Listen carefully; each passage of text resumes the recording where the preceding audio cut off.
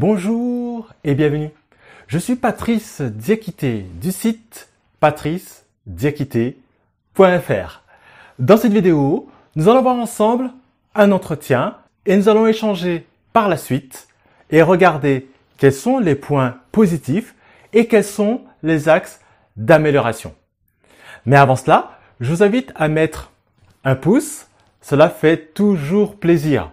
Et à vous abonner également si vous souhaitez recevoir l'ensemble des vidéos, en tout cas toutes les vidéos que je vais mettre en ligne ces prochains jours.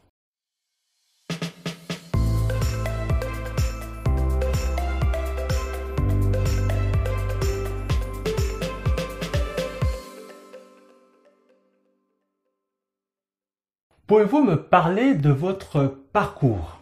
Eh bien, je m'appelle Bertrand, j'ai 40 ans.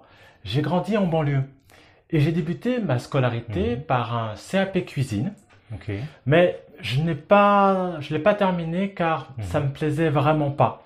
Je me suis donc orienté vers le social en passant un CAP petite enfance que je n'ai pas eu. Je me suis donc rentré dans la vie active où j'ai travaillé pendant 5 ans dans le textile. Puis j'ai finalement trouvé un job dans une crèche publique de Villaison grâce à une boîte intérim. Puis 3 ans après, j'ai démissionné pour prendre un poste dans une crèche privée pour me rapprocher de mon domicile. Et aujourd'hui, j'ai la possibilité d'obtenir le diplôme dont j'ai décidé de passer une VAE. Parlez-moi maintenant de vos expériences professionnelles et de vos compétences. Dans la crèche où je travaille, mes compétences sont de développer des pratiques adaptées, des pratiques d'accueil et d'accompagnement du jeune enfant. C'est-à-dire savoir répondre à ses besoins, aux attentes des familles en matière d'accueil, surtout, et d'accompagnement.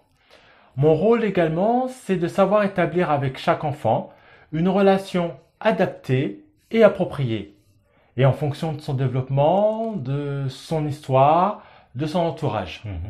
C'est savoir assurer des soins de vie dans l'accompagnement quotidien et surtout de créer une relation privilégiée.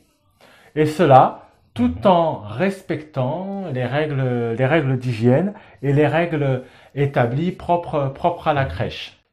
D'accord, très bien. Merci pour toutes ces informations. Poursuivons maintenant avec votre... Ce qui est intéressant dans cette petite entrevue que nous venons de voir ensemble, c'est que Bertrand, en tout cas le postulant, a bien su répondre aux questions. Et ça, c'est quelque chose de positif.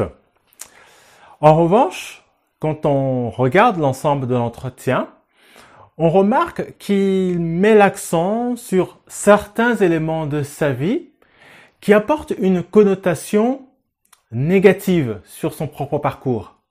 Il explique qu'il a vécu en banlieue, il explique qu'il n'a pas poursuivi, qu'il n'est pas arrivé au terme de sa formation, il explique qu'il a démissionné, il parle également de boîte intérim. Donc il y a un ensemble de choses qui ne conviennent pas.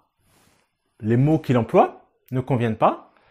Et certains termes, on ne dit pas boîte intérim, on aura plutôt tendance à dire agence intérim. On va pas parler non plus d'éléments qui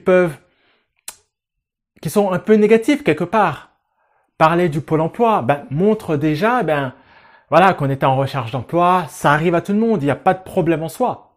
En revanche, petit à petit, le recruteur peut percevoir ces éléments de manière négative quelque part. C'est pourquoi, en entretien, moi, je vous encourage vivement à ne pas donner des termes, ne pas employer des expressions, ni raconter des faits de votre vie qui risquent de donner une opinion négative à votre égard.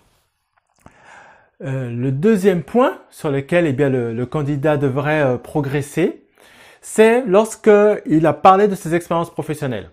Pourquoi? Parce qu'on se rend compte que dans ses explications, il se met à détailler quelles sont ses missions d'une manière générale. Si vous êtes devant un recruteur, c'est que le recruteur ou le chef d'entreprise connaît très bien quelles sont vos fonctions, quelles sont vos compétences. En tout cas, les compétences attendues, il les connaît puisque c'est pour ça qu'il recrute quelqu'un. Ce qu'a besoin d'entendre votre jury, votre recruteur à ce moment-là, c'est plutôt des faits concrets qui viennent appuyer que vous maîtrisez ces compétences et que vous avez réellement vécu ces expériences. C'est pourquoi, dans une telle situation, bien, parlez de vous, parlez de ce que vous avez fait, parlez de ce que vous avez vécu, parlez de vos réalisations. Et c'est vraiment ce qu'attend ici votre interlocuteur. Voilà pour les différents éléments sur lesquels je voulais échanger avec vous aujourd'hui dans cette vidéo. Donc pour ceux qui ne l'ont pas fait, mettez-moi un pouce, ça fait toujours plaisir. Et pour ceux qui souhaitent aller plus loin, je vous invite à vous rendre dans la description et de prendre un rendez-vous avec moi. Ainsi, on pourra discuter de votre situation en one-to-one au téléphone et on fera le point sur ce que vous pouvez améliorer. Ça peut être de votre CV, de votre lettre de motivation et voir même comment je peux vous aider à aller encore plus loin. Je vous dis à bientôt pour une prochaine vidéo.